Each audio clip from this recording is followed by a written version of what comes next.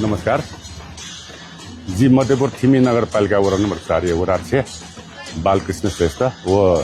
श्री राजगणेश भिमाखलाया नोकु उपाध्यक्ष खयवैगु 2082 चैत्र 28 गते शनिबार दिन छ यी थिमिदिया ऐतिहासिक निगो पुखुया परिसर दुईगो खुला हिमाबाजा प्रतियोगिता सकल संघ संस्था ओ फलपुत बोटिकायत जी इनाबेना छना